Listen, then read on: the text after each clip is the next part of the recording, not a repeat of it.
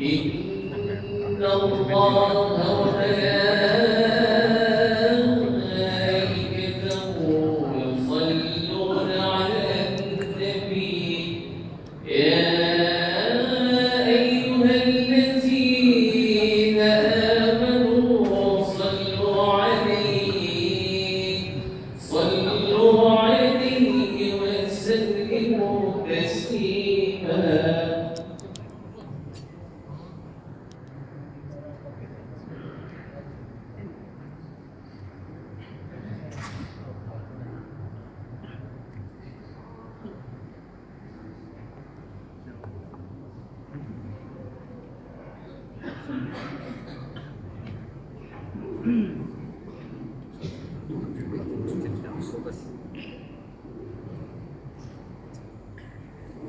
السلام عليكم ورحمة الله وبركاته.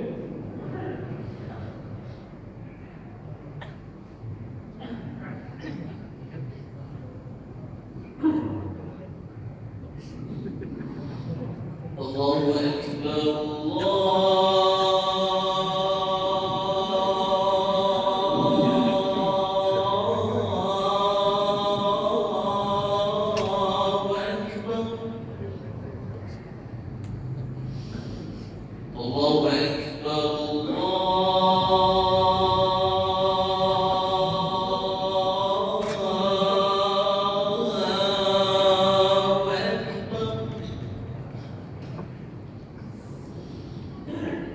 أشهد أن لا إله إلا الله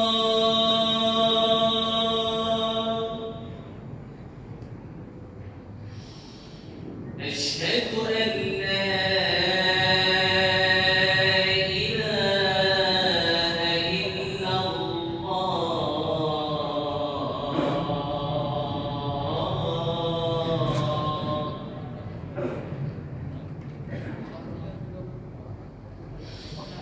أشهد أن محمدًا رسول الله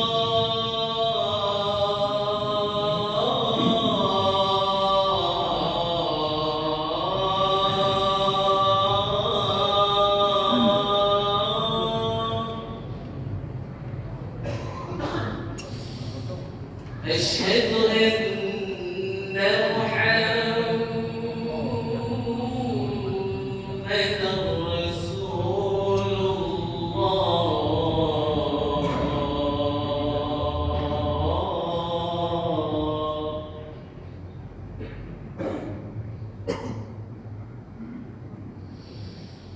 حي على الصلاة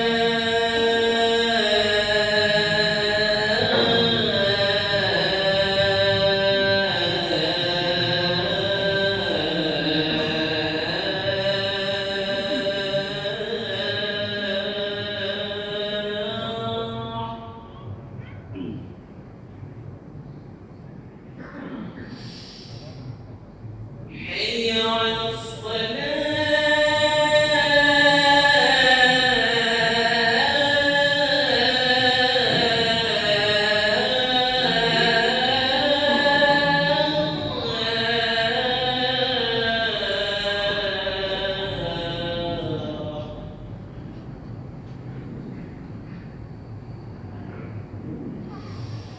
حي على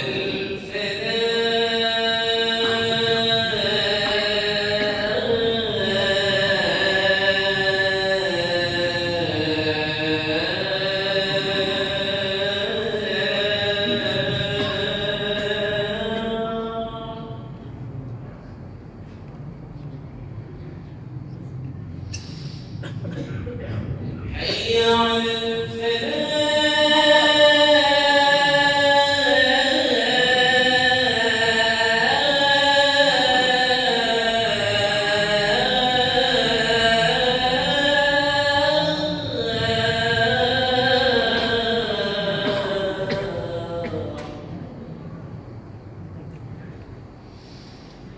الله أكبر الله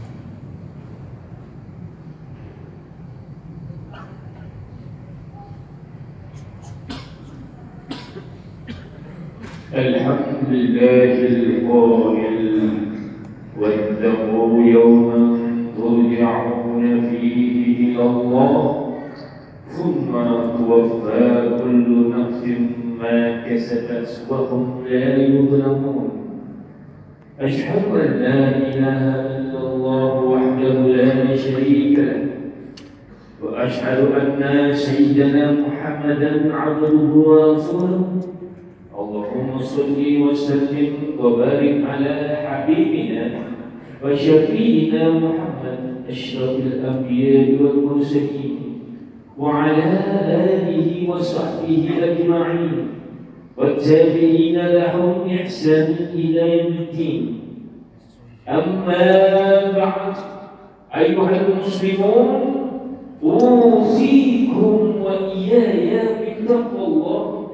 قال الله تعالى يا أيها الذين آمنوا اتقوا الله حق تقاته ولا تموتن إلا وأنتم مسلمون. Sidang jemaah sekalian, bertakwalah kepada Allah Subhanahu wa Ta'ala dengan melaksanakan segala perintahnya dan meninggalkan segala larangannya. Perbanyakkan juga berselawat ke atas Nabi Muhammad sallallahu alaihi wasallam. Mudah-mudahan kita semua akan diberikan ganjaran pahala serta diberikan keluasan rezeki dan nikmat selama di dunia maupun di akhirat. Mimbar hari ini akan membicarakan khutbah yang bertajuk peringatan hari akhirat.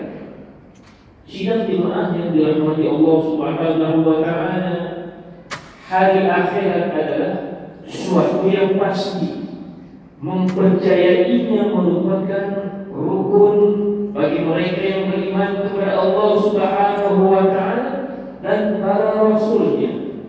Hari akhirat ialah hari kiamat, ketika seluruh alam dimusnahkan, setiap yang bernyawa dimatikan, gunung ganang dihancurkan, langit dan bumi berkecai.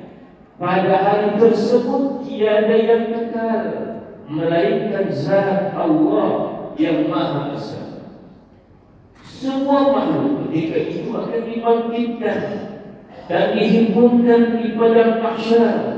Dihitung amalan mereka sewaktu berada di dunia untuk menentukan sama ada berjaya ke syurga atau ke neraka. Demikianlah janji Allah Subhanahu wa Ta'ala yang menjadikan dunia sebagai persinggahan untuk manusia mentaati penciptanya, memakmurkan bumi dan mencurahkan bakti sebelum berpindah ke alam akhirat yang kekal abadi.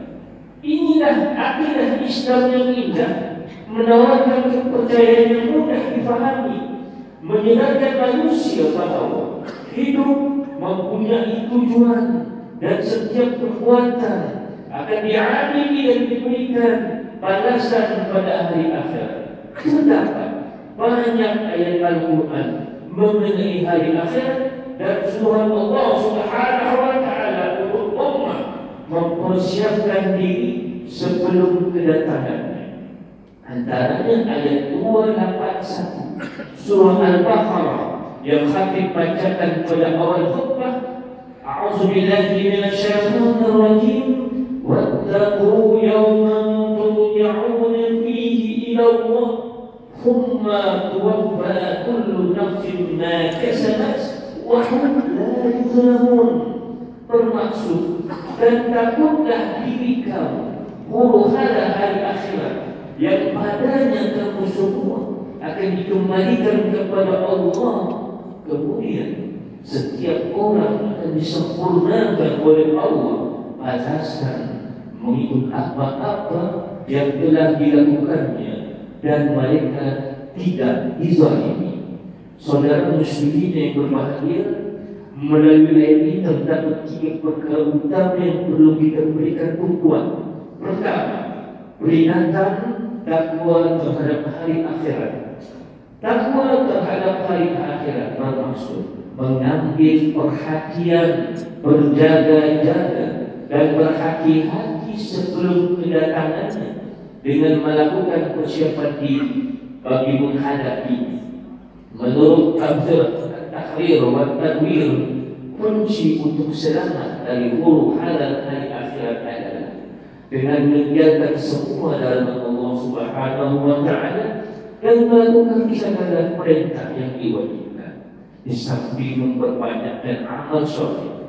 Apabila tiba hari tersebut, semua manusia akan kembali kepada penciptanya untuk dihisab setiap amalan mereka, seperti yang terkandung dalam ayat 6 hingga 8 surah Al-Zalzalah. A'udzubillahi minasyaitonir rajim. Yawma idhin yasdurun nasu ashtatan liyuraw a'malahum faman ya'mal mithqala dzarratin khairan yarah wa man ya'mal mithqala dzarratin syarran yarah. Bermaksud pada hari itu manusia keluar bertempiaran dari kubur masing-masing untuk diperlihatkan kepada mereka balasan semua perbuatan mereka. Maka sesiapa melakukan kebaikan seberat zarah, nescaya akan dilihatnya dalam surat amalannya, dan sesiapa melakukan kejahatan walau seberat zarah sekalipun, nescaya akan dilihatnya dalam surat amalan. Kedua, setiap manusia akan disempurnakan balasan amalnya sesuai dengan apa yang diusahakannya. Ketika manusia dihukumkan di mahkamah Rabbul Jalil, tiada seorang pun yang akan terlepas dihisab amal perbuatannya. Ketika itu manusia bertanya-tanya, apakah nasib dan bakal menimpa diri sehingga tiba giliran untuk ditimbang catatan amalnya. Ketika itu tidak ada pembela yang boleh dilantik untuk membela dirinya, juga tidak ada saksi yang boleh diupah untuk tidak berkata benar apa yang akan dibenarkan di hadapan Allah Subhanahu wa Ta'ala. Ialah catatan daripada malaikat raqib dan atid, malaikat yang ditugaskan untuk mencatat setiap perbuatan manusia semasa hayatnya, termasuk apa yang didengar oleh telinga, apa yang dilihat oleh mata, apa yang dinafaskan oleh mulut, apa yang dikerjakan oleh tangan, dan di tempat mana kaki pernah berpijak. Firman Allah Subhanahu wa Ta'ala dalam surah Al-Kahfi ayat 49 yang bermaksud, dan dibentangkan kitab-kitab catatan amal, lalu kamu akan melihat orang yang berdosa ketakutan terhadap sesuatu yang tertulis di dalamnya, dan mereka berkata, aduhai, celakalah kami. Kitab apakah ini yang tidak meninggalkan catatan amal yang kecil dan tidak pula yang besar?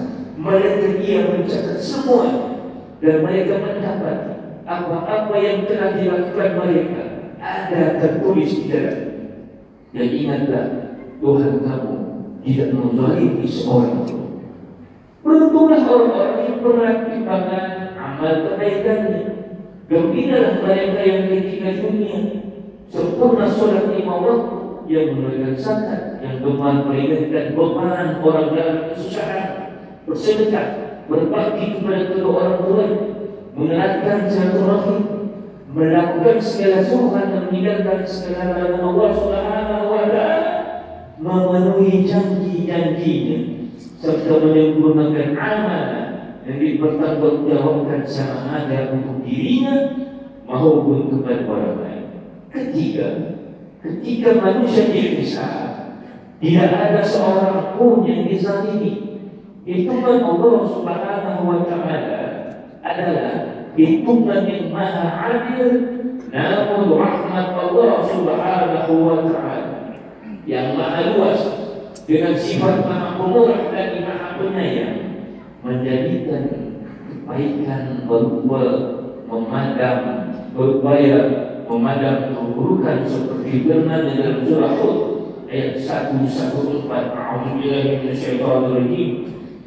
Innal hasanati yudhibna as-sayyi'at zalika dzikra lidz-dzakirin. Bermaksud sesungguhnya amalan yang baik itu terutama sholat menghapuskan amalan yang buruk. Itulah peringatan bagi orang yang selalu mengingati Allah. Sidang Jumat dihormati sekalian, jadikan dunia sebagai ladang akhirat. Manfaatkan umur yang tersisa dengan memperbanyakkan kebaikan. Saban hari kita sering dikejutkan berkenaan kes-kes kematian yang semakin meningkat tanpa mengenal usia di negara kita. Bersempena minggu kesedaran penerimaan organ peringkat kebangsaan 2025, kami ingin menyuruh marilah bersama-sama menyediakan program penerimaan organ kepada para pesakit kronik agar dengan usaha ini pesakit akan peluang kali kedua untuk menjalani kehidupan sebagai hamba Allah Subhanahu wa Ta'ala. Ia juga memberikan alternatif lain bagi menyelamatkan nyawa orang lain. Muzakarah jawatan kuasa fatwa majelis kebangsaan dan ramai ulama pun yang mengharuskan penerimaan organ dengan syarat tidak membawa kemudaratan kepada penerima. Ia adalah dilakukan secara sukarela dan dengan niat ikhlas. Para penerima organ akan menerima ganjaran yang besar dari sisi Allah Subhanahu wa Ta'ala di atas kebaikan jariah yang dia sumbangkan kepada orang lain. Dalam sebuah hadis yang diriwayatkan daripada Abu Hurairah radhiyallahu anhu bahawa Rasulullah sallallahu alaihi wasallam telah bersabda, "Iza ma'al insanu an qata'a anhu amaluhu illa min salasatin illa min sadaqatin jariyah aw 'ilmin yunfa'u bih aw waladin salihin yad'una." Maksudnya apabila mati seorang manusia, terputuslah daripadanya amalannya kecuali 3 perkara: sedekah jariah atau ilmu yang dimantapkan dengannya, atau anak soleh yang mendoakan bagi. Hadis riwayat Muslim. Selain itu, mimbar turut memperingatkan kepada jemaah sekalian, marilah kita menjaga kesihatan diri serta kita akan menjauhi dari sebarang penyakit yang berbahaya seperti penyakit yang melibatkan jantung atau paru-paru. Berdasarkan Akta 852, operasi selamat paru-paru menekankan bahayanya merokok, termasuklah rokok elektronik atau vape yang boleh merobohkan paru-paru.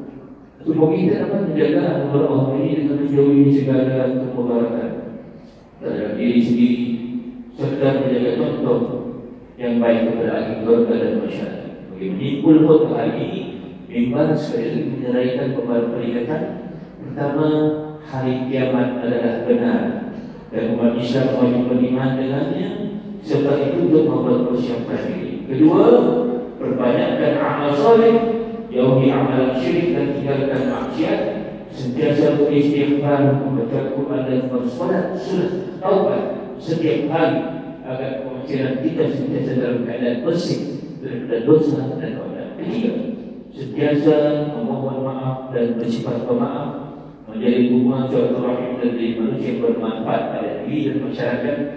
Jadikan akhlak mulia sebagai pakaian kerana ia memberatkan amalan timbangan. Amal timbangan sebagaimana sabda baginda sallallahu alaihi wasallam yang bermaksud tidak ada sesuatu yang lebih berat timbangan amalannya melainkan dari akhlak yang mulia. Hadis riwayat Tirmizi. Keempat, gunakanlah segala nikmat dan anugerah yang digunakan kepada kita dengan sebaiknya dan jangan sesekali mengkhianati atau sengaja merosakkannya. Firman Allah Subhanahu wa taala surah Al-Anfal ayat 27, A'udzubillahi minasyaitonir rajim.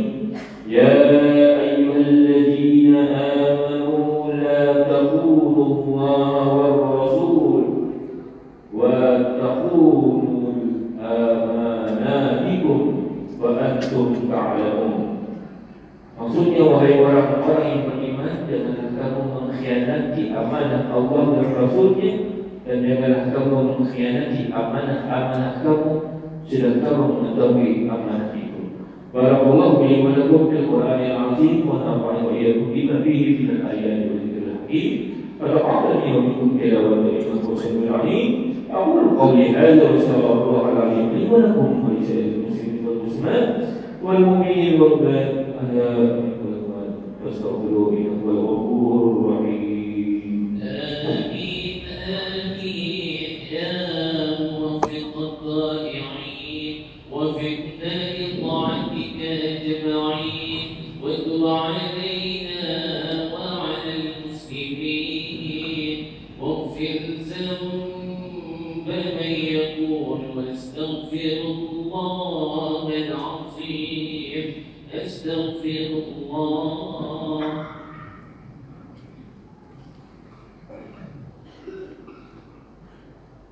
الحمد لله رب العالمين والصلاة والسلام على سيدنا محمد وعلى آله وأصحابه أجمعين ومن تبعهم بإحسان إلى يوم الدين.